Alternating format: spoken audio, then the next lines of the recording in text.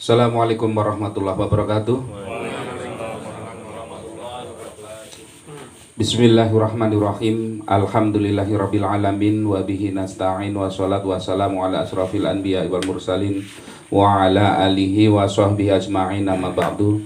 Allahumma sholli ala sayyidina Muhammad wa ala ali sayyidina Muhammad. Alhamdulillah. Bismillahirrahmanirrahim. Innal ladzina amanu wa amilus sholihati wa aqamus sholata wa atawuz zakata lahum ajruhum 'inda rabbihim wala khaufun 'alaihim wala hum yahzanun. Innal ladzina amanu. Inna sesungguhnya alladzina orang-orang amanu yang beriman. Wa amilus sholihati dan orang-orang yang beramal soleh. Wa aqamus sholata dan mereka yang mendirikan sholat. Wa atawuz zakata dan mereka yang menunaikan zakat.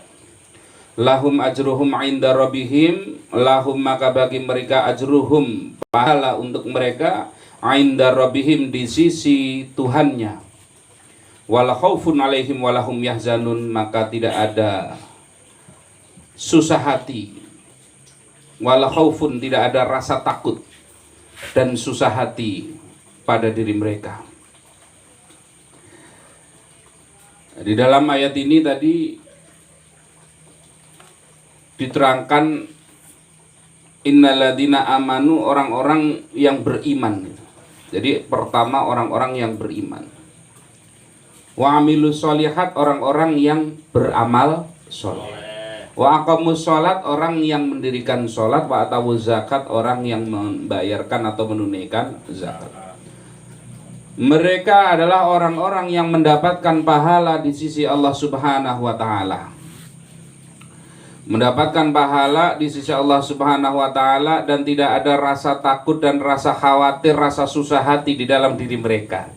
Maka syarat supaya kita itu tidak merasa susah hati, tidak merasa ketakutan. Karena kita di dalam hidup seringkali kita itu merasa susah hati dan ketakutan gitu. Banyak orang nanya, gimana caranya biar kita itu nggak susah hati dan ketakutan? Quran sudah menjawabnya. Ini kalau tidak salah surat Al-Baqarah ayat 276 kalau nggak salah. Nah, di dalam ayat ini sudah jelas supaya kita di dalam hidup ini tidak merasa takut, tidak merasa susah adalah dengan kita itu beriman kepada Allah, kemudian kita itu beramal soleh, kemudian mendirikan sholat, menunaikan zakat.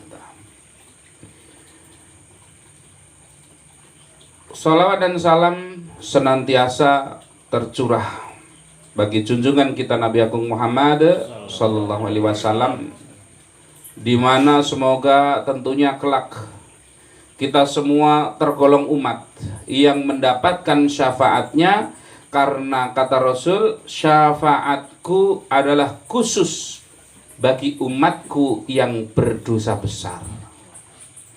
Jadi kalau kira-kira dosanya banyak, maka mendapatkan syafaat kalau dia itu memiliki iman sebagai umatnya Nabi Muhammad.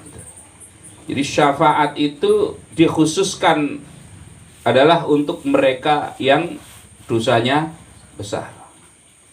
Ini terutama adalah dia yang memperbanyak sholawat kepada Rasulullah, kemudian meneladani Rasulullah, dosanya besar, maka dia insya Allah mendapatkan bagian daripada pertolongan dari Rasulullah Sallallahu Alaihi Wasallam.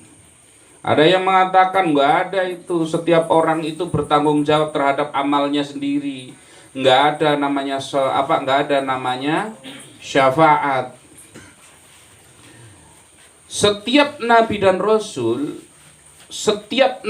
rasul selalu oleh Allah Subhanahu wa ta'ala diberikan satu doa yang luar biasa, untuk kejadian yang luar biasa, sehebat apapun dikabulkan oleh Allah Subhanahu wa ta'ala doanya itu. Jadi diberikan satu doa, semua nabi rasul diberikan satu doa yang luar biasa. Tentunya kita ingat di mana Nabi Nuh alaihi salam, kisahnya bagaimana beliau itu seluruh katakanlah daratan itu tertutup oleh air. Peristiwa luar biasa. Bagaimana ketika Nabi Lut, laki-laki suka laki-laki, perempuan suka perempuan, akhirnya diturunkan hujan batu di negeri namanya negeri Sodom.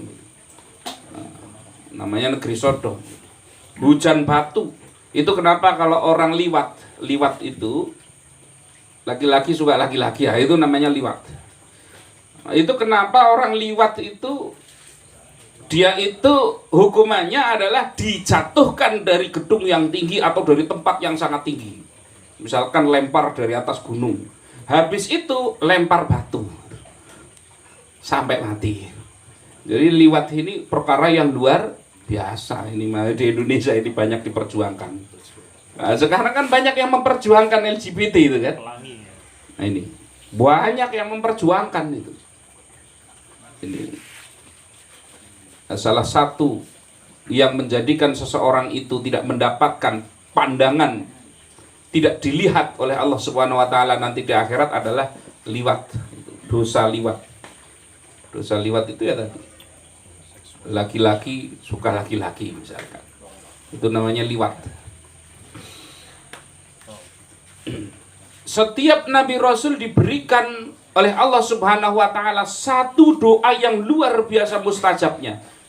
Bahkan seandainya itu minta supaya bumi dibelah pun itu dikabulkan itu.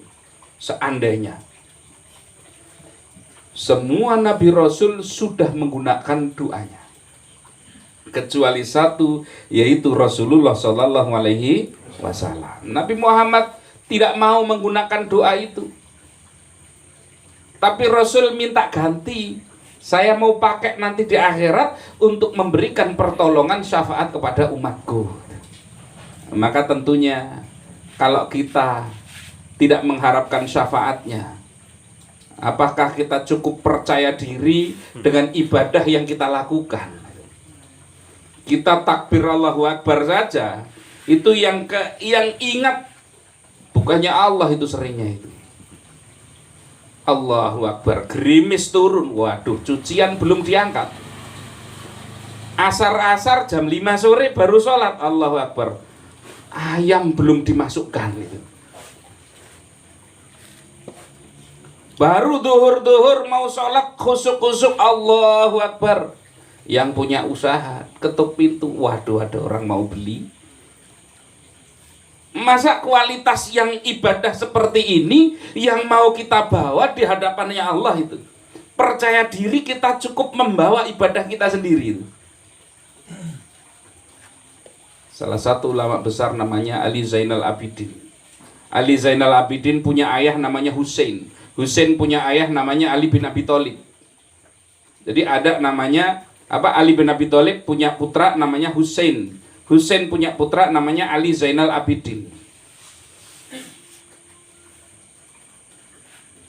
Ali Zainal Abidin, beliau punya gelar namanya As-Sajjad. Namanya apa? As-Sajjad. Yang tukang sujud. Kenapa? Karena setiap hari beliau sholat, sunnahnya tidak pernah kurang dari 1000 rakaat. Ini yang namanya Ali Zainal Abidin As-Sajjad ini seumur hidup belum pernah tertawa. Ingat akhirat, saya selamat apa tidak ini?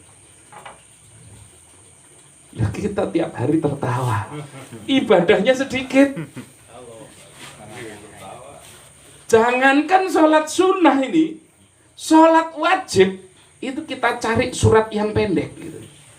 Bahkan kalau sendirian begitu takbir Allahu Akbar, setelah Fatihah, setelah ngaji, mau kulhu apa ina atau ina ya? Loh itu kan sunnah, nggak usah saja lah itu. Gara-gara sudah tahu ngaji, kalau itu bukan rukun malah tidak dibaca itu. Oh, yang penting tetap sah loh. Ada nggak yang seperti itu? Ada. Yang begini nih minta apa pede kalau nanti mau masuk surga nggak usah pakai syafaat. Ini di dalam riwayat dikatakan namanya Imam Syafi'i, Muhammad bin Idris Asy-Syafi'i.